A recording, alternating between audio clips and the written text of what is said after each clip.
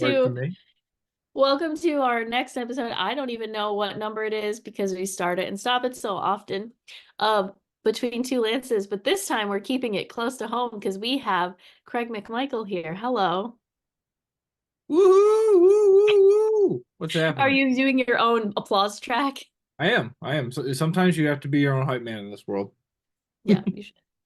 And Craig is our new director of client and community engagement. Did I get the title that I think I made up correctly? You did get it correctly. I also have it in my email signature in case I ever have to confirm that is the correct title when I'm telling people. Yeah, that's important to have there. I realized I went about 3 months since I changed my Gmail, not since we changed to Gmail. Yeah. I went several months without even having a signature, so I must have looked real legit when I was sending people emails. Listen, listen, that's how just OG you are. You're like, you know who it is. Come on. It's very on brand.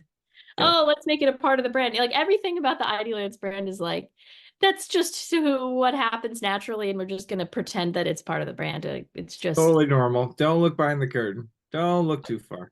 yeah, that's how it is. Um, anyway, thank you for being here. Do you want to give sort of like a 30-second how you came to be with IDLance? I mean, you could also say like who That's begot who deep and all that. philosophical. I'm gonna go there. Um, let's see. I have Second. started my instructional design path about 4 years ago, and I was in an orientation for another agency, which shall not be named. And I had an awesome coworker and fellow orientation folk in there named Andrea. Oh, I think it was you. Oh, oh, And who's that? Who? yeah, it's just kind of weird. But I was a teacher for over 15 years, and then when the pandemic hit, had a little girl at the time, 4 month old, decided to make a transition like a lot of folks did, and went and decided to try give my hand in instructional design.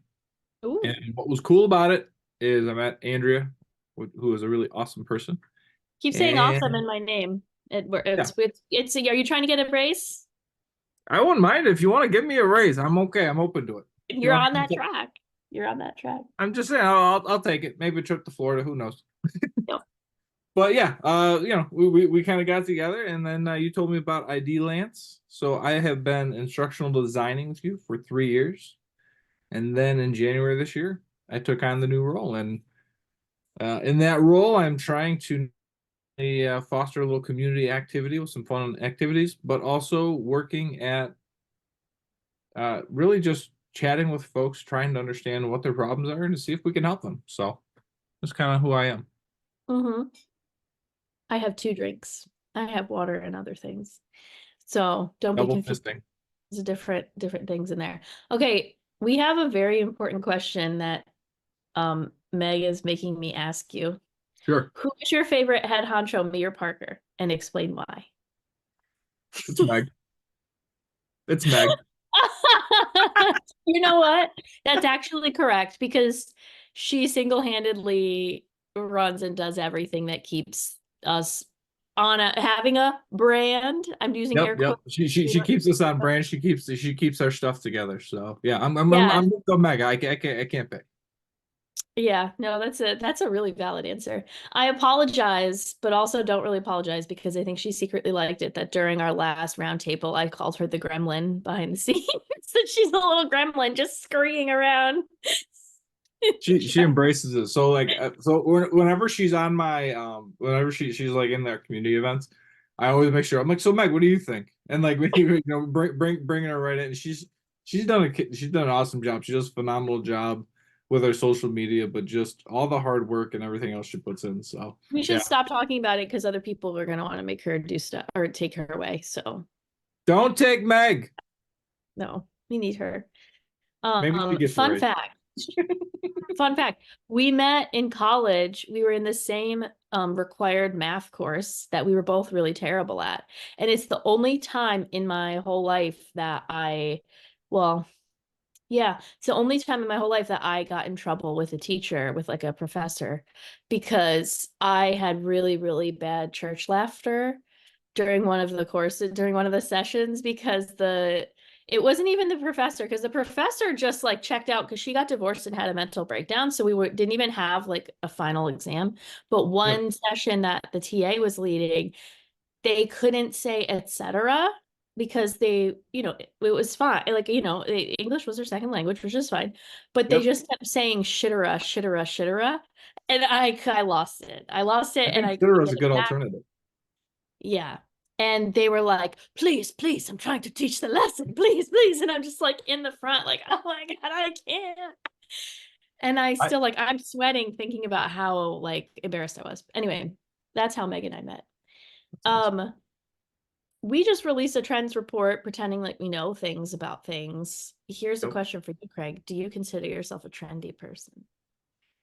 No, I do not consider myself a trendy person. I try my best to fake it, but no. I mean, you've seen my fashion. It is I've heard total. about the puka shells of the past, though. The puka shells, they were pretty good. And I think I tapped out right about 2001, right when I graduated high school. That's when the trends just kind of went down from there. I remember getting poked fun at as a lacrosse coach because I wore cargo shorts and not realizing why it was so bad to wear cargo shorts. Apparently, it's uncool. So, Well, I've had this discussion recently with my husband, and he makes the mistake of calling all shorts cargo shorts, which just makes it seem really bad. But he also does actually have cargo shorts. And when I mhm, met him, he had them and they went past his knees. And I was like, sir, sir.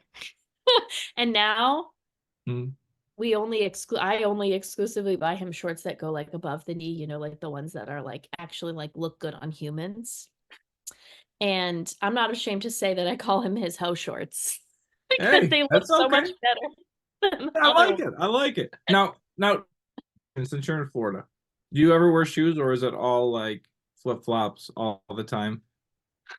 I wear sneakers a bit because I go for walks a lot and I don't want to take like long walks in flip-flops. But if I had my way, I would just wear no shoes, not even flip-flops, because I don't know, something about it is comforting. Isn't that a thing? Earthing, like standing on the earth without shoes. That's a thing. Yeah, so I'm a total barefoot guy, and my daughter has picked that up. And my wife Mary will actually hide my flip-flops probably around October, November, because even though it's cold and snowing outside, Craig is like, I can wear my flip-flops no matter what. Like almost Wear them out to the exclusively, car. I'm in my flip-flops, unless I really have to be in shoes. I support that. My feet want to be free, but my feet also look like Bart Simpson's head, so not a ton of shoes are very comfy for me. It's gonna look Still, like Marge, I guess, a little blue hair kind of growing out of there. That'd be interesting though. It's a talking point. Maybe that's its own podcast. I don't know. Maybe that's like a I, WebMD. I actually just thought of an idea for our next conference. What's that? What if every conference that we go to, we choose like a genre trend of clothing from the past that we all dress as? Like one day we'll like for the one of them, we all wear like puka shells and like popped collars of like polos, double No, polos. double polo. Yeah. We do the polo inside, and they all have to be Aeropostale. Or Yes. are we gonna go? Well, here's the thing. Since you're the honcho, can we splurge and go to Abercrombie? Is that cool? If they always had a damage section. I think we could afford that. Let's That's the go to only the time I damage. ever was able to shop there is like, oh, I got the polo, but it's got a whole little tiny hole in the armpit. Do That's those good. places still stink? That's all I remember from like 25 years ago going to Abercrombie. Like it was like the cologne just like pumping into the AC I system. think of Hollister. I never have been in a Hollister, but I know that when you walk by it, it's like that. My brother's a Um, big Hollister guy. He was more trendy than I was. He was definitely a McMichael brother. I never went in a Hollister because by the time I thought about it, I was like, there's no way these clothes are going to fit or be appropriate for me. So then I just kind of skipped it. And I was a Zoomies girl though. I still am a Zoomies girl. I love Zoomies. I got I don't overalls from know. Zoomies like What are last year. zoomies? I don't What? know what zoomies. I don't know what zoomies are. Zumiez. It's like a skater clothing shop. It's like Like skater clothes. Paxson? PacSun's more surfy, but yeah, like a skater PacSun. Oh, But speaking of that, they used to have Hawaiian shirts. High school Craig had some Hawaiian shirts. In fact, I still have a Hawaiian shirt from high school. I was I rocking was that. gonna say I hope current Greg still has Hawaiian shirts because they're still Tommy good. Bahama. Always cool, always trendy. Yeah. Yeah, especially down in Florida with all like the retirees. Like people go to like Tommy Bahama conventions and stuff. Anyway, okay. I guess we have to talk. Do we have to talk about a worky question? How do you feel? Like what I'm gonna do, here's what I'm gonna do. I'm gonna do a worky one, fun one, worky one, fun one. Okay. I have fun when I work. I'm gonna mess things up. Hmm. That is one benefit of working for IDLance. By the way, do you know we do side gigs? If you are, get a hold of us. Yes, we do. Yeah, you don't have to be full-time freelance. We do side gigs. Oh Yeah, yeah. Okay. And here's Meg. This one's for you. How do you feel about generative AI? We I just went. love it. I love it. Honestly, like, so my favorite, I've got two favorite Gen AI tools. First one is Grammarly, Mhm. Grammarly Plus. And by the way, if they want to sponsor this podcast and pay us, they can. That would be great.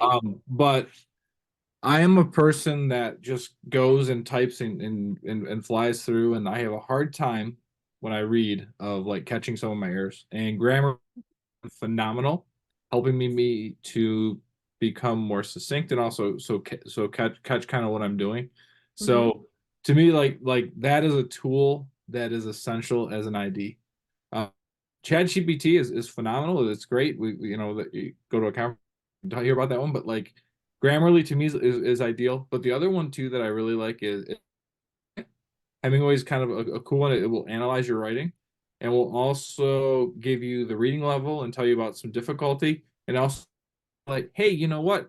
This could be some things where that you could kind of tweak and break. But definitely, uh, I'm writing and putting things together.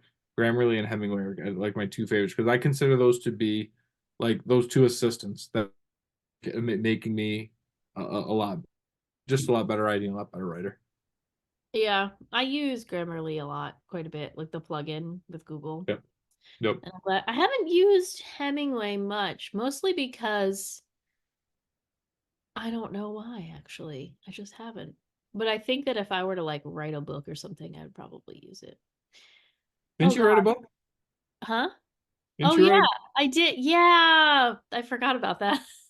It's funny because when you write a book, it's worky? yeah, at least this book, like it was done in little bits. Although honestly, in 2020, I wrote most of it already because it was like Mhm. our online lessons, and I wrote it almost like a book instead of like lessons, kind of. And then that was the basis of the book. And so I went through and I like did stuff. And then also we had some fun ghost writers, like somebody who might be on this call, I'm not sure. And then sorry though, I did go behind everybody in like rewrites. I was like, oh, this is really great base. That's the whole point though, is like That's the point. I needed help getting content, getting like the information like organized and all of that. And then I got to go put the me spin. But here's another thing that everybody should know, but also maybe they shouldn't because they will want to hire her, is that like at a certain point, I got really busy towards the end and Meg finished up the rewriting to be ID Lancy. And it's way better than anything I could. I was like, you are my brain, but better. So Just a quick question. Is this between two Lancers or is this Meg CV for her new it's job? Meg CV for, Okay, yeah. cool. She needed this. She's I getting just her want due. She needed this. She deserved this. I mean, she didn't need it. She's doesn't. Yeah. Anyway, we just love her. And what else? What else here? We got lots of things to ask. Oh, there's like set questions that I have like two lines. Huh. Huh. Huh. Okay. How about this one? Here's a practical advice one. And I think sure. that you will be able to answer this really well. Mhm. What advice would you give to companies when it comes to working successfully with freelancers? What do freelancers Yep. need from them in order to succeed? Yeah. Yeah. It all comes down to communication. Um, whether you're freelancing by yourself or you're freelancing, see, there's going to be a time where you are either going to need content or you're going to need clarification, especially when it comes to reviews. Because I noticed like when you get feedback in, your interpretation of the feedback may be different than the person who's going to do that. So Yep. my biggest thing is trying to establish that communication. You know, I'm working with a big client now and trying to set the tone for our relationship 6 months of this project. My biggest thing before we get into content, before we get anything else, is establishing that communication base so that we have a relationship and we know that we can either use email, Slack, we can jump Mhm. on a video call to hash something out. Because without that, it all falls apart. So that's my biggest thing for freelancers. When I was in the cohort, you did a great job talking about, the business acumen and talking about some of those client relationships. And Mhm. I've used a lot of those tools in working with a lot of my clients and being able to put that together. But it's all that's the biggest part is just being able to communicate and talk because if that it doesn't matter how good of an ID you are, or it doesn't matter how good your content is as a corporation, it's just gonna something's gonna fall apart and there's gonna be a mess. Yeah. And I think part of that also is learning how to give feedback. Like if they could just like think about what makes good feedback, or even like ask the whoever they're working with as a freelancer, like, hey, is this enough, or do you need me to be more specific? Because it also depends on the project. Yep. Sometimes in a project like the ID also knows the content really well and Yep. can kind of do stuff, but sometimes, like especially in development, it's like, oh, I don't like the way that image comes in, or I don't like that image. Like that's doesn't really help. You got to be like, I don't like that image, how about we do something like this? Or Yep. No. I don't like this image, but here's an example of one I do like. Because a lot of times, sometimes, or not a lot of times, thankfully, because our clients have been pretty good about this. Um, in the past, I have experienced where it's just like, change it. And you're like, "Oh, what does that mean? Yep. Change Yep. what? So How?" so I had to do that like 2, 3 weeks ago. I got feedback and they're like, I don't really like this question or I don't really like this content. Hmm. And they never followed up. So we happened to be on a call about an entirely different project. And I asked that person to stay. I said, hey, can you stay on for a minute? Hmm. And again, had that conversation, uncomfortable that may be because some may consider that confrontational. But just said, hey, listen, if I get that back, I need something specific. Hmm. We're at the point we're ready to turn this into develop this document. Can't go back and forth. I've done my best, to guess and how to take content. So Yeah. trying to set that communication tone from the start. And I think, one of the things that I talked with Allie, our learning strategist, about is really figure out, what is that process for feedback? Because Hmm. you almost have to give an example of what feedback and the type of feedback you're going to be looking for so that the client knows exactly what to do. So it's not just oh, this looks good, or so Yeah. nuanced, or so just, in the weeds that takes us off track. And keeping and like nailing down review cycles. Like, okay, you're only going to have 2 times to review this. Like deciding that up front, like as the client being like, okay, I know that whatever I want to change, I got to catch it now or in Final, two. final, final, final. Final, final, final. Underscore, underscore, really final. Do you want a fun question? Yeah, let's go for a fun question. What do you love more, Blink 182 or Ride in Peloton? Got to be Blink 182. Oh, okay. Okay. Yeah. Let's see. Junior year, Enema of the State comes out. Little Craig goes up to Harmony House and gets it. Believe I played that all the way through, and I've always loved Blink 182. And I want to say earlier, like just before Thanksgiving, Travis did a Blink 182 Peloton ride where he was like playing the drums, Wow. and it stunk. And here's why.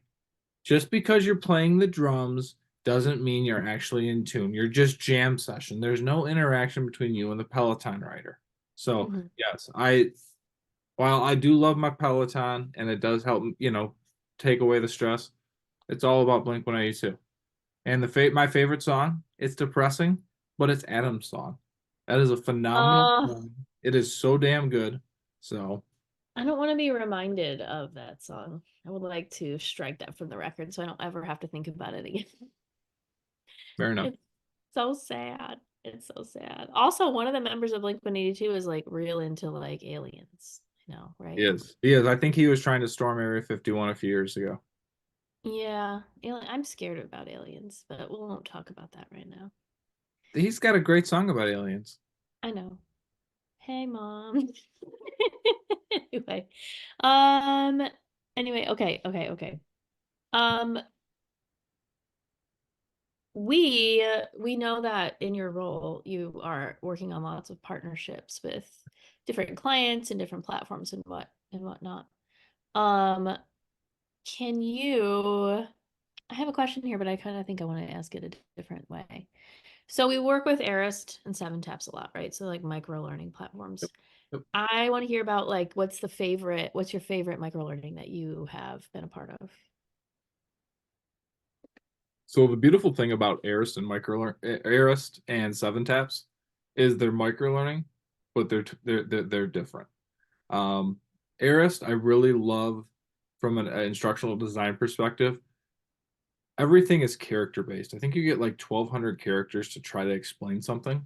And when I was working for a pretty big software company that you use for search sometimes, um, Uh-huh. super complex content and trying to figure out how you do that in 1,200 characters was extremely difficult, but also really fun and super rewarding. So, the character constraints there really force you to figure out what is the essence of the message. How are you going to engage the learner? But more importantly, how are you going to take the essence of that message and really deliver it in a bite-sized piece? So that's one of the reasons I really enjoy using them. Seven Taps is optimized for a mobile device and phone. You can use a lot of imagery, you can use GIFs, you can use they have some really cool AI video integrations, AI audio integrations, and Mhm. it just gives you a completely different experience. So one of those things that I like to do, like in my role, it's not to push one technology or the other, but it's really trying to figure out, what is what is that solution you're looking for? Where is the gap that exists within your company? Mhm. And really trying to figure out, what is the best software that is really going to meet your needs, because I think we've both worked with so many times where it's like I want to use this tool and I'm going to try to jam it and force it to make it fit, and it's just Yeah. not going to fit. So it's really, about deciding it and really kind of sharing, looking at the various options to make that best decision. And we have some really great partnerships that allow us to do that. Yeah. It's always fun to to be like, "Oh, I know exactly what you're trying to do." And guess what? There's like a tool that actually does the thing that you're trying to do, and they might not know about it, and that's kind of the fun part. Fun question. What's it like to be tall? You go grab stuff for people. And then sometimes, like when I'm in my basement, which I am now, you may hit your head because the ductwork, when it pops out, yeah, there's some ductwork back behind that door over there that is very Mhm. low, and I once cracked my head on it and I saw black and I was going down. So while it is very nice to be tall, and go and grab things, it is also kind of rough because sometimes you hurt your head. That does not look like a basement at all. This is our this is our it's our it was a bedroom slash, now it's our movie room slash office slash everything. It looks really good. Are those Thank blackout curtains? Those are red velvet curtains. So because it's like a movie room, we have a Wow. big 100-inch screen that was painted on there, and then my wife made it like a little movie room. We got little chairs in here to kind of set up. We have a popcorn machine back there. It is the ultimate setup to watch sports with a Z, as Meg likes to use it, or you can watch awesome movies like Frozen or Frozen 2. So, which I've only seen one or 400 times. I want to put it on the record that Craig refused to take the Frozen microphone that I bought for him to use to interview people at the conference, and he We refused. donated that to children. For we made some little kids Christmas, right? So you could say I refused it Mhm. as passing on the joy and making some little kids Christmas amazing. Okay. Well, I guess if it's for the children. Right, it's for the children. And it's for the children. Okay. We were talking about this before we started recording.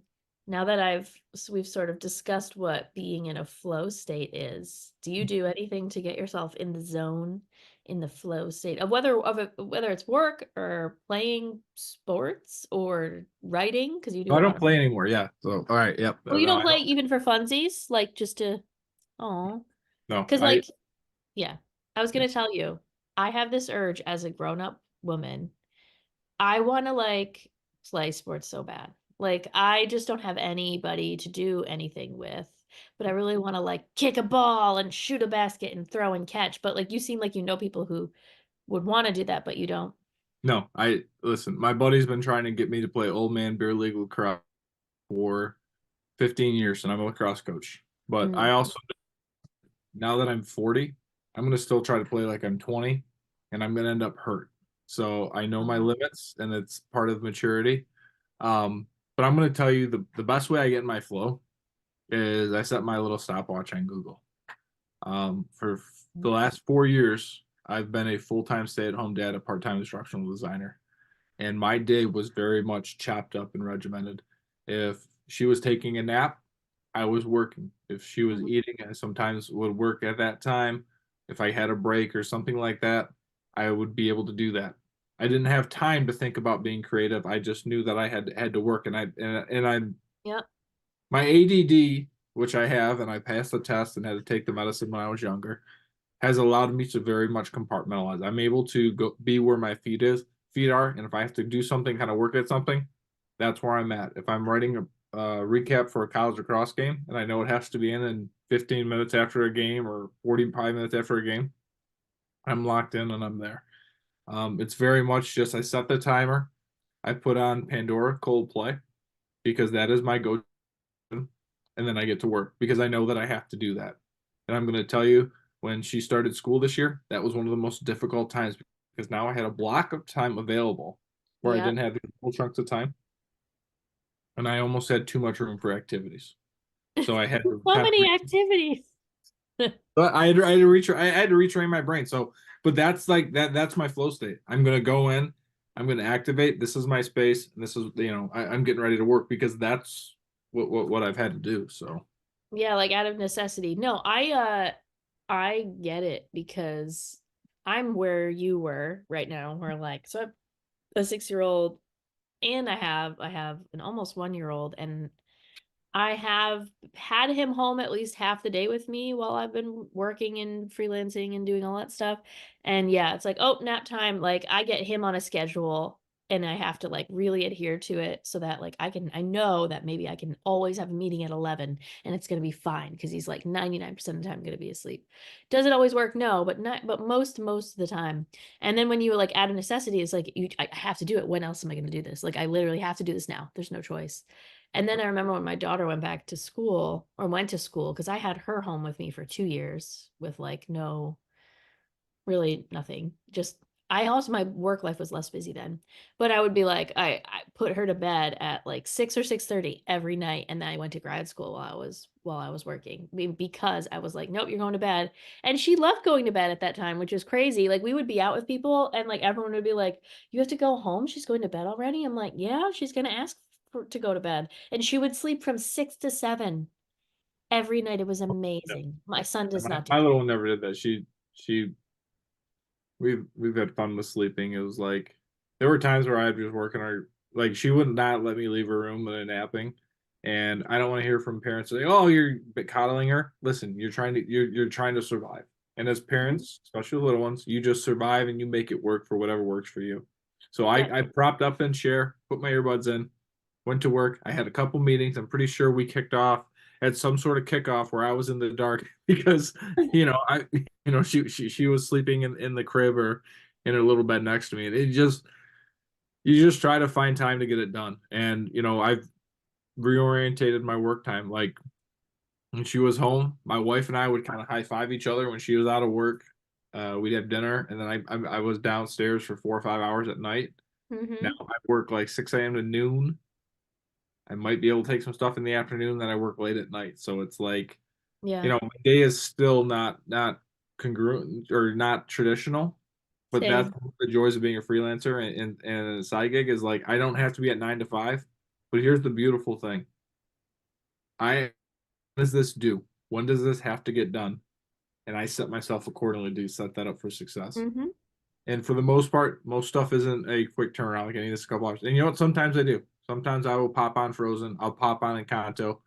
I'm working. She's watching the show. Sometimes it's just what you have to do. It's not what my preferred thing is though. Yep. Yeah. And then my favorite part about doing all that, because I work a lot at night too, although getting really sleepy by like 10 p.m. and it's really ruining my late night working. Like, but and then I remember, oh, why? Because I have an under 1 year old child that still gets up in the middle of the night, and Mhm. that's not something my body is used to. Yeah. But, a year or more of that will really kind of like it starts to get you really tired. So I miss the kind of late night working, but for all of like the kind of weird hours or like, oh my gosh, I have to work so much and I have these kids, or those like lulls where you kind of don't have anything to do Mhm. anytime soon. Or, especially before kids go to school, you're like, I can just take this kid to the science center on like Wednesday in the middle of the day when like there's still kids there for them to play with, but it's not mind-numbingly busy where it's a mess and everybody's coughing on everything.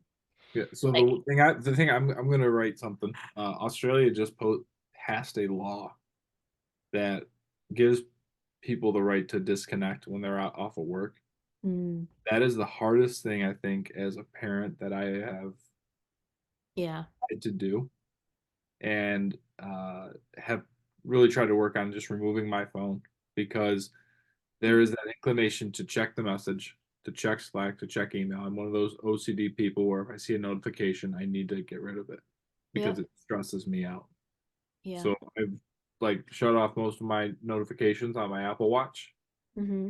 I literally place my phone somewhere else because I know that I'll have that tendency to check it, and I don't want to do that. So it's something I've noticed, and I just want to make that change. So I'm gonna write a little about that because it's definitely a struggle, and it's definitely different too because we're not in that traditional nine Yeah. to five sense, and we're all not in one spot. I mean, look at IDLance. So not only are we across the country, but we got folks across the world. So Yeah. It's that part is really tough. And then I kind of, you get a wake up call when you realize you've been looking at your phone and your baby is like looking at you trying to like show you a toy or something and you're like, "Oh, how long have you been trying to do that?" And I've been busy. But like it's really tricky too like right now I have him and I'm working at the same time a lot, and I'm like I've kind of gone to the other extreme sometimes though, where like my brain is just like, I don't want to work at all. I don't want to have my phone at all. I don't ever want to look at it. I just want to be with my daughter and my baby. Like, and so then my mind, whenever I get a message for like a little bit, I'll like throw a little temper tantrum, like, I don't want to do it. But every time I do work, I'm like, oh right, I like this. I forgot. I'm just really tired. like like I like doing both things.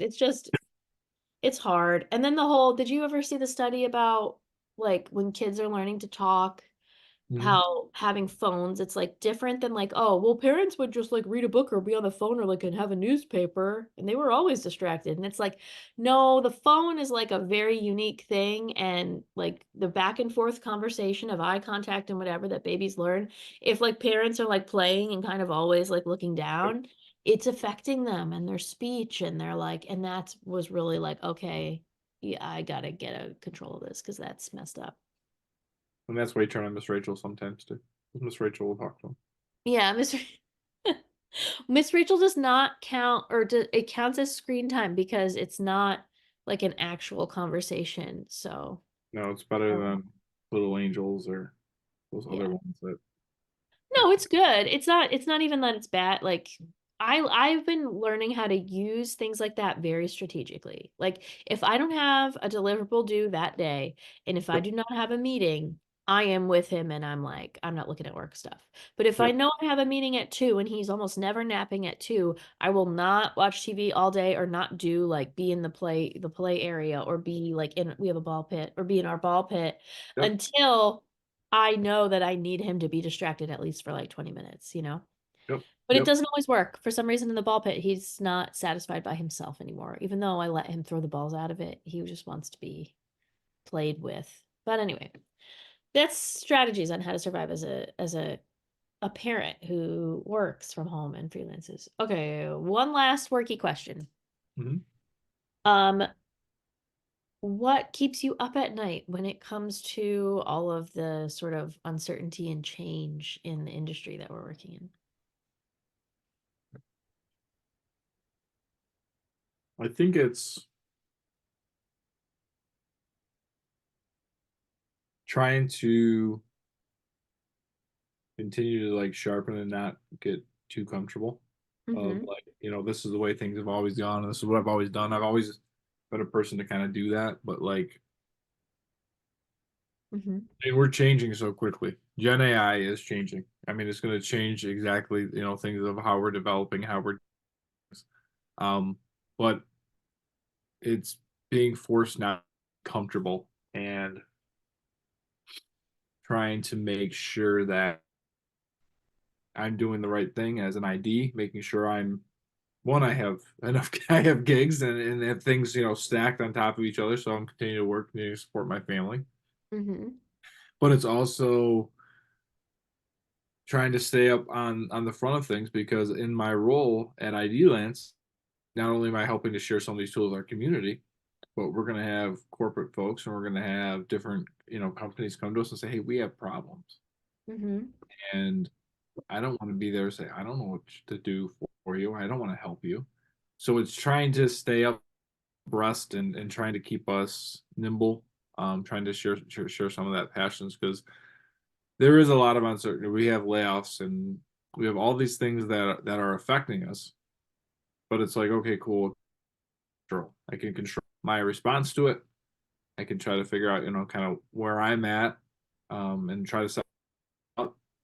And then I try and figure out, okay, what can I do? I consider myself, as you brought on some responsibility for me.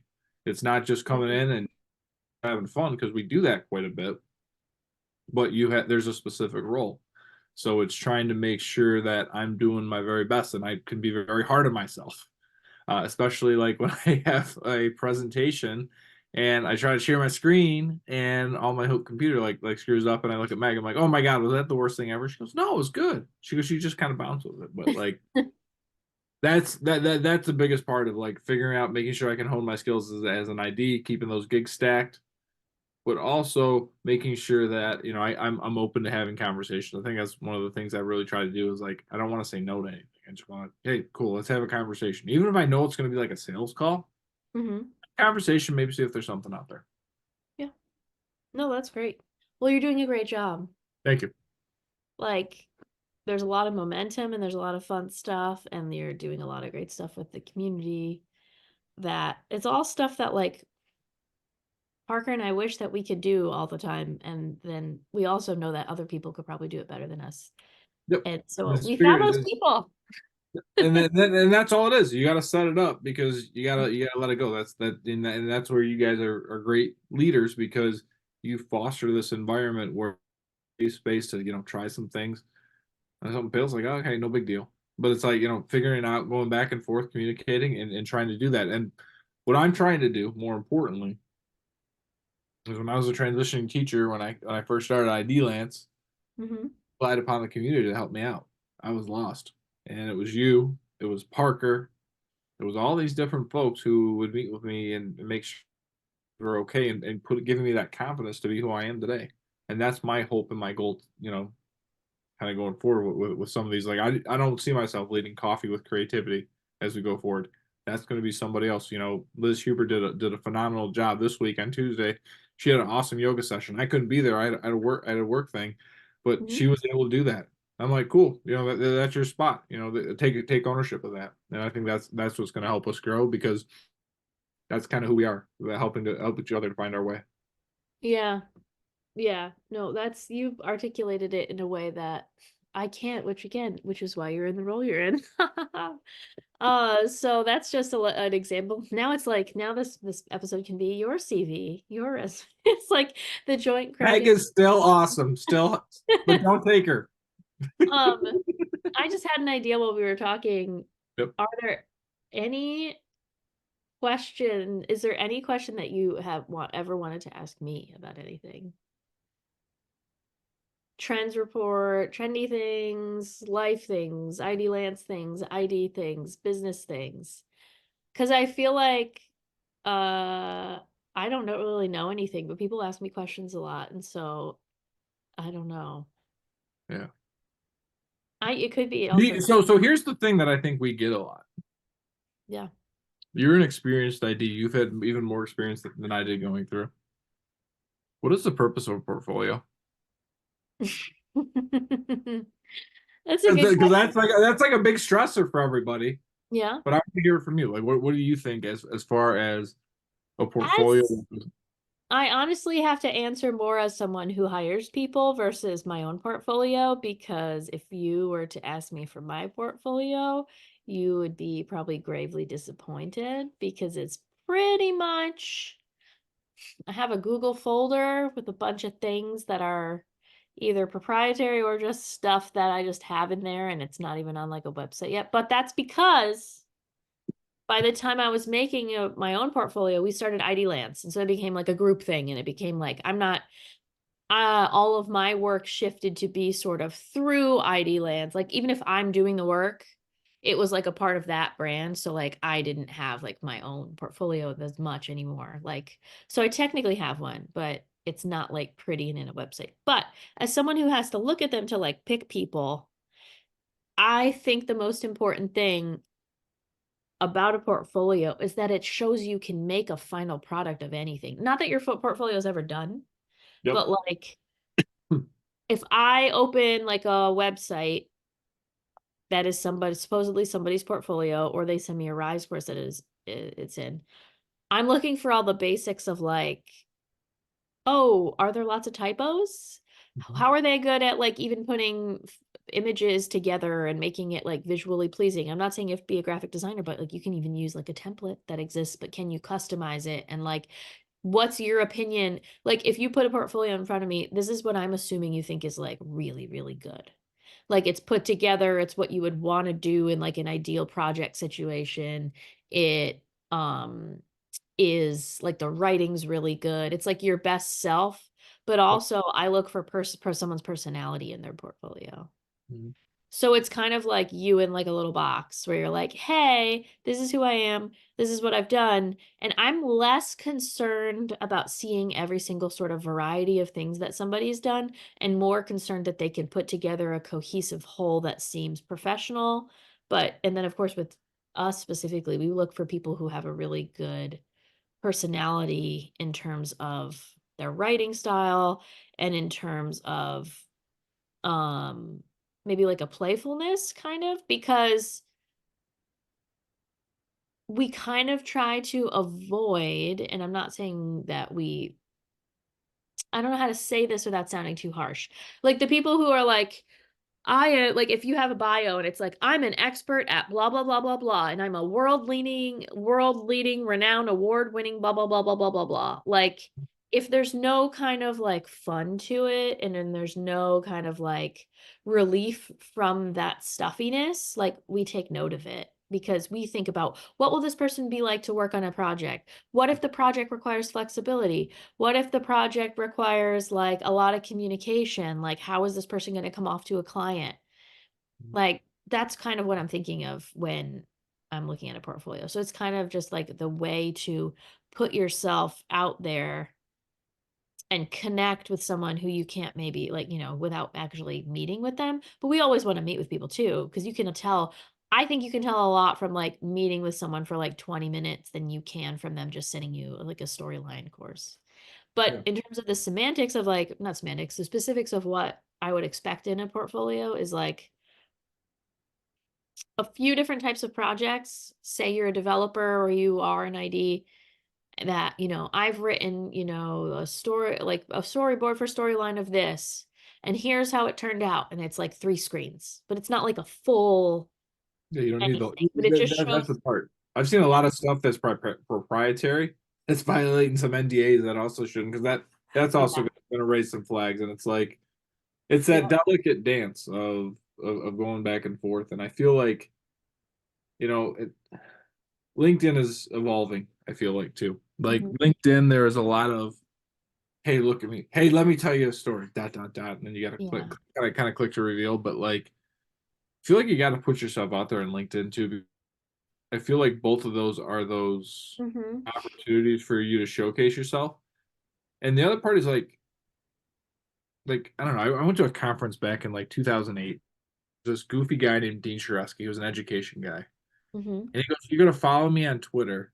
he goes, I'm not just going to tweet about education. He goes, I'm going to tweet about golf because I like golf. I'm going to tweet about nap chat because I like to take naps.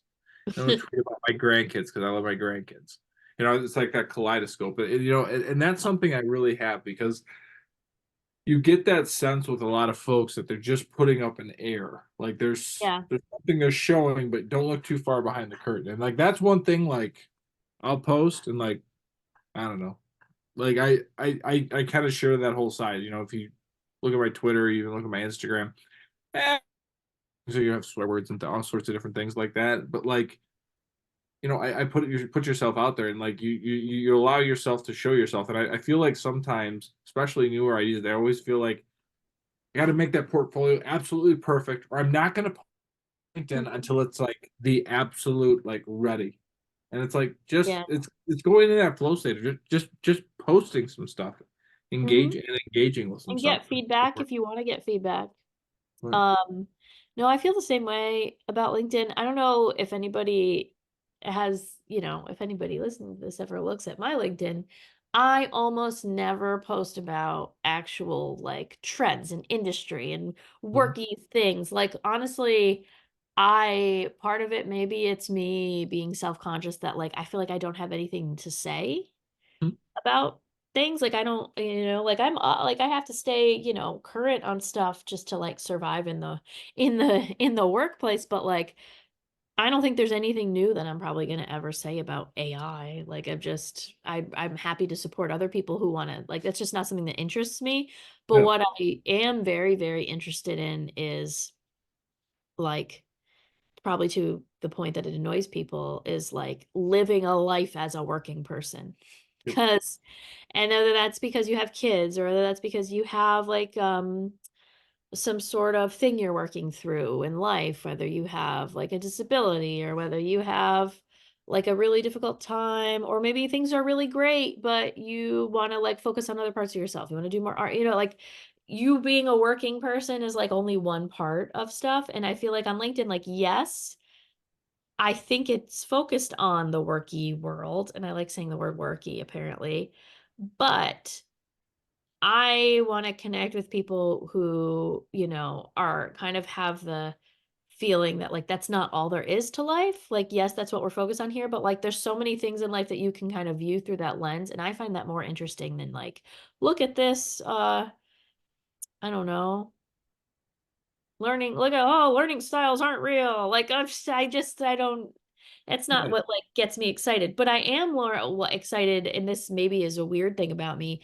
to learn how people make their lives work while they're working because life can be really hard and Mhm. crazy and everybody has so many things going on. So I'm like, that's a topic that I, like to connect with people on.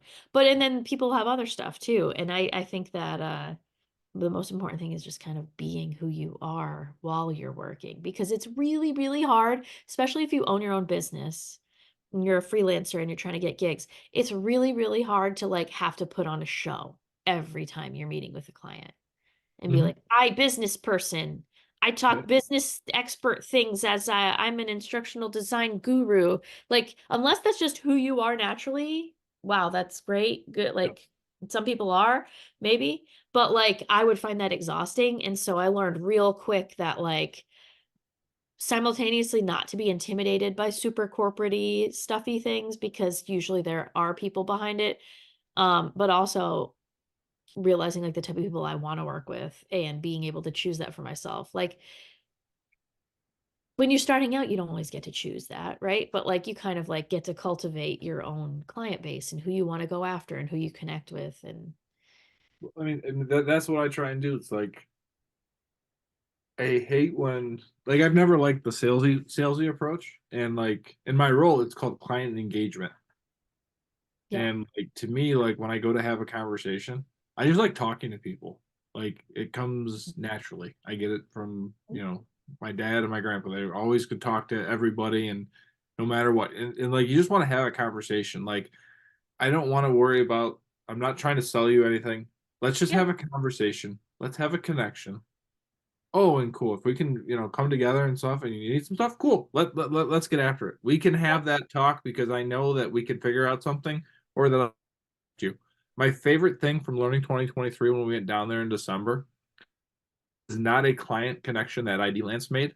Instead, it was the guy who had that AI company with factories, and I Mhm. hooked him up with some other guy who was doing L&D with the trucking company who needed help. And I'm like, "Oh, you two need to meet." And at one of the mixers, I put Yeah, those two that's together, and it fun. was so damn cool just watching them talk for like half hour, 45 minutes. And the guy comes up to me after, he's like, "Oh my God, thank you so much for that." He goes, like, "What do I have?" I'm like, "Nothing." I could just pay it forward, dude. Do it right for somebody else. But like to me, that's what my role is. Not like, "Oh, hey, you want to do something?" It's like, no, like let's just Yep. talk to each other like people. Yes, obviously, if you're talking to us, maybe you're interested in something we do. I might be interested in something you do. We'll figure that out, but let's actually get to know each other so we can have a conversation beyond just some work thing because that's just no fun. It's not what I want. You know, I told you Yeah. that when I took the job. I'm like, I don't want that for that reason. So No, and I were kind of the same way. And I think enough has happened that we've kind of learned that that's the kind of relationships, those are the kinds of relationships we want to have anyway. And like, if you really just focus on meeting lots of different people and learning about them, stuff just kind of naturally comes up and you don't have to be like pounding the pavement with like your carpet bag of supplies and whatever, being like, hey, my hey, tricks. Yeah.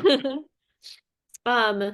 Not that we're making it sound, it's not easy at all. Like, and it's scary to live that way. Like, it can be scary to be like, well, and not that we're not trying to like keep the business running, but like, I don't think any of us have like a really hardcore sales bone in our body. I'm about to sneeze, which is why my eyes are like watering right now. Unless you're all tearing up about this Yeah, is I'm just beautiful crying. what It's Parker and I so, created. It's just gonna we're start. just such perfect down Parker to would be earth. bawling right now. You know what? Well, That's he's becoming favorite honcho because Parker would right now. The tears would be flowing, everything. all right. He'll call him the Tanya Harding of IDLance. Is that Tanya Harding? Is the one who Tanya Harding the one who got hurt? It was Nancy Kerrigan. Nancy. Tanya Harding was the one doing the beatdown. I was young enough where I don't know the different names of them. I know that they're together. I know that the one did the one thing to the other one. Yeah, clubbed her knee. Why? Why? Also, no offense, I know this is a real thing that happened, but all my knowledge about it is that it is like there was some movie, but I am actually crying now. Um, Margot Robbie, I believe, was Tanya Harding. yes. So it's not about, I don't have these feelings about the actual people, just the characters in the movies of the whatever. I'm always worried about saying anything on these things that like I'm gonna get blacklisted for like accidentally being offensive. But I have to remember also that like uh I'm coming from a place where like used to do comedy and I was not an offensive person who did comedy, but you I still have that in the back of your mind, right? When you're like writing things and whatever. was a teacher. I was a Yeah, liberal I at a couldn't ever. That's why I listen, would never. I was a big time liberal at a super conservative school teaching AP government. Yeah, no. Yeah, so I was good. Like, listen, I knew how to walk the line, knew how to ask some I can't. questions, and like it was I'm fun. not smart enough. Like this is why I was like, oh, maybe I'll be a professor, but I don't think I just don't have the recall to be a teacher or like a professor or anything. Like, When you get it, and it's a conversation. Like Mary used to always like hate it. Like I would call her. Like so, I created my own Civil War course. It was an online course. It was like a totally like digital course. It was the first digital course at the high school, and like I am a huge Civil War buff. In addition to lacrosse and all that other stuff, like I love the Civil War. Love everything about it. I think there's a lot of parallels to what's going on today with folks, you know, not really liking each other, but like I would just call her like, ah, the war started again today. They couldn't avoid it. She's like, you are such a dork. You call me twice a year every time when this happens. Like, no, you just like to me, it's not regurgitating a facts. That's why people hated history class or government. Like government is no. boring as. I'm going to be honest, Yeah. and Maggie, you can bleep this out. Government is boring as shit if you read it out of the textbook. Yeah. You have to make it real, and you have to make it engaging. And our Washington D.C. not political, but it is a total goofball of a system where you can bring in all sorts of funny stuff, make it real, and to make it lively. And like that's why I loved the interaction teaching because it was a story. It was telling things that are funny. It's having conversations. It's asking the kids, "Hey, what do you think?" And then Yeah, like really digging down beyond the surface of like, "Oh, maybe I could listen a little bit." Okay, cool. That's awesome. I I agree. And I just don't think that I'm smart enough to be able to do that. Like You I thought are. You did are. you know that I actually started as a history education major? I was going to be a high school history teacher, No. which if you know my personal history is problematic that I would want to be a high school history teacher because there's probably deep psychological reasons that made me think I should be one. It wasn't the right thing for me, but my excuse was, hey, I'm going to change to just history because I should know this stuff before I teach it. And then I never became a teacher at all. But even when I was just like helping out in classrooms, like even when a kid would be like, "Oh, who's the guy that did that thing?" I'd be like, I don't know. And they're like, well, we just learned about it yesterday.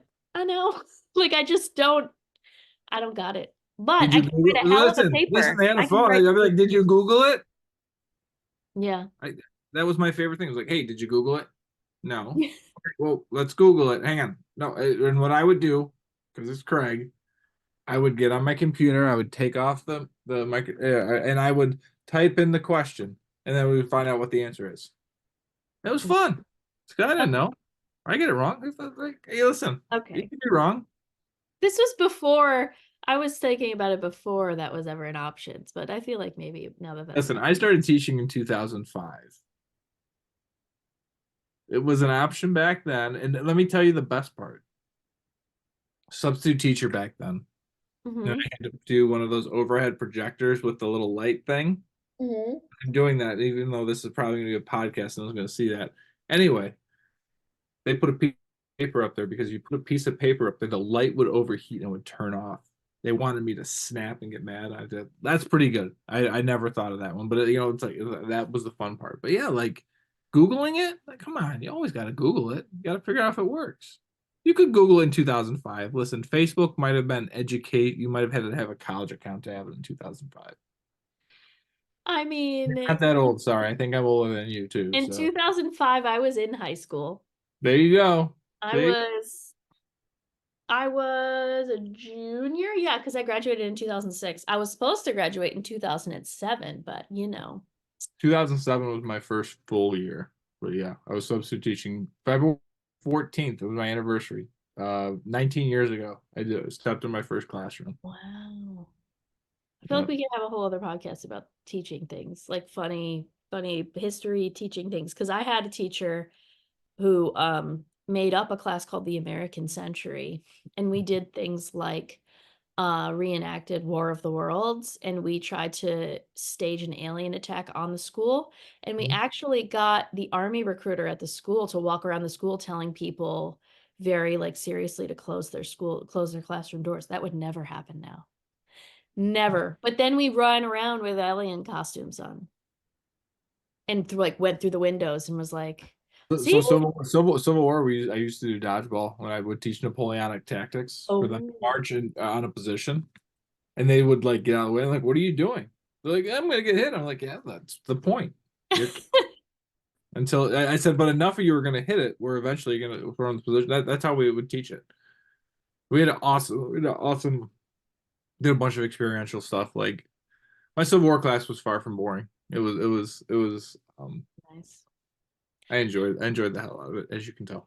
So IDLance should have little courses that, or this is all right. One of our ideas someday is to have like our community be able to like buy and sell little courses from each other. And I don't mean like, oh, here's a course you can sell to a client. I mean like, hey, so and so's like yoga course, so and so's Civil War thing, so and so's like, I don't know what I would do one on because I'm not really an expert at anything. Um, maybe the stand up Salem Witch comedy. Trials. Maybe the Salem Witch Trials. I could write one on the Salem Witch Trials. We Um, should find a conference in Boston. We can go to the Salem witch trials. yeah. There's your Oh, experience. I would love to. Meg is in. Yeah. Meg is now Googling. She's like, Yeah, that's conferences. Meg Googling where we're gonna go. Boston. Yeah. Well, anyway, we have talked for quite a while. I feel like we could do a part 2 eventually, but we asked some worky things and we asked some life things.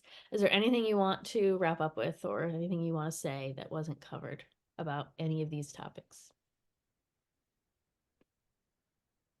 Life is so beautiful. Thank you, Scott Galloway. I've got nothing. I've just enjoyed my time and enjoy engaging and connecting with you. So Yeah, it was fun. And for reference, this was at 8 o'clock at night on a Thursday. So this is IDLance after hours, but not that kind of after hours. Just IDLance after dark in the good way. yeah, in the good way. Not the lucrative way, in the good way. Anyway, No, lucrative. I've Meg, heard no, things. I don't know anything. hang Okay, on, Meg, like this. What's the yeah. lucrative way? Edit, edit, edit. Okay. Well, thanks for listening. If you listened to this and got all the way to the end, wow, you are dedicated. Let us know that you did, either on Slack or find us on LinkedIn on my non-work related LinkedIn posts and Craig's wide variety of different topics because he Yeah, would do like one of my lacrosse articles. You'll enjoy it. yeah, definitely. Even if you don't even know what lacrosse is, you should go for it. That's a whole nother podcast. Yeah, it is. Okay, this was Between Two Lances. Okay, bye. Bye.